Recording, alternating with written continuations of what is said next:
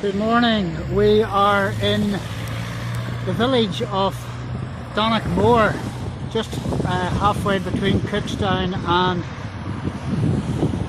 Dungannon, and we've come across another fine high cross, and this one is Donaghmore High Cross, and this is the original high cross dating back to between the 9th and 10th century, and you can see that it too is a rather weather beaten. Again, like the Ardboe High Cross, it has panels up each side, and I'm going to check and see if it's got a panel up the back in a minute or two.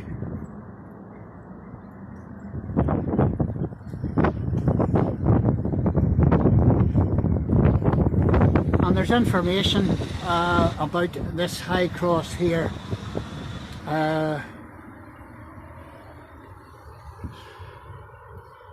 St Column, an early church, an early monastery associated with St Column, once stood on this place, and the tripartite life of St Patrick describes how Patrick left Column here with Patrick's Book of Ritual and his bell. In 1195, the annals report that the churches of Donaghmore and the refectory of Column were burned. In medieval times, the parish was here. So this shows you what the breakdown of the high cross is. Crucifixion scene, arrest of Christ, miracles, loaves of bread, and so on. That's on the east side. The 10th century cross is made from parts of two different sandstone crosses, and that sandstone was quarried up the road at Carlin. It was thrown down in the 17th. It was pulled down in the 17th century and raised again in the 18th century.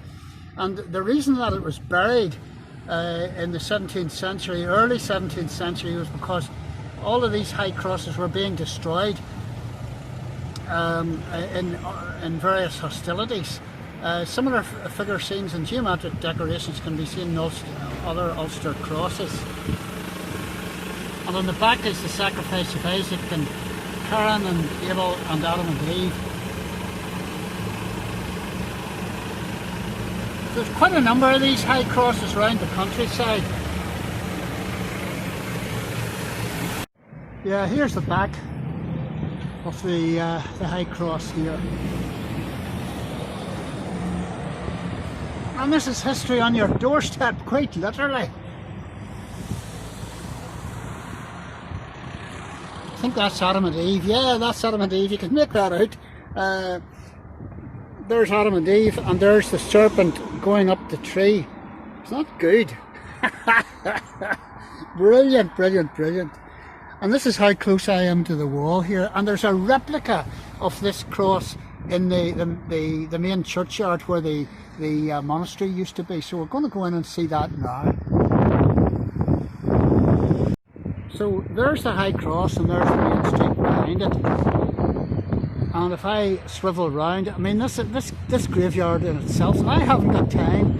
I mean there's graves here dating from the late 1700s, and I haven't got time to go around the graves. And I mean we'll have to come back. But this is the replica cross, and there were 200 of these high crosses all around Ireland, and there's only a few of them really have survived. And this is the replica high cross, and you can see what it would have looked like back in the day before the elements. Well, what do I see? What the back compares to whenever I videoed it earlier. Oh yes, aye. Very, very similar. Adam and Eve there, various other scenes, I'm not too sure. That looks like Daniel on the Lion's Den, I don't know. Oh aye, there's the sacrifice of Abraham and Isaac. And not too, is this Cain and Abel? I just don't know. And various other Celtic animals and Celtic symbols and animals put upon it. So this is absolutely fabulous, showing us that's Jesus, I am the Good Shepherd, I presume. There's the baby Jesus with the three kings. There's the baptism of Jesus. There's the water into wine. There's the fishes miracle. And I presume that's the crucifixion up at the, yes it is, up at the top. That's brilliant. What does it say? Yeah, aware that the original Donaghmore High Cross is serious state, members of the Donaghmore Historical Society erected this interpretive replica in 2001. It's not good of them. It's not brilliant of them. Any more details that I have left behind here? So this, the cross out the front here was actually dug up again in 1776 and raised again by a Reverend Vincent, and it was buried for safekeeping.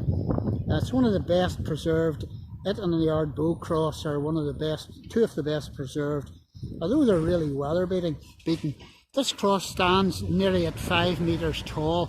It's 4.78 meters tall, and these crosses were marking monasteries. They were places for people to come to worship. They were like stained glass windows because most people in those days could not read and write, so they showed Bible scenes, and people could come along.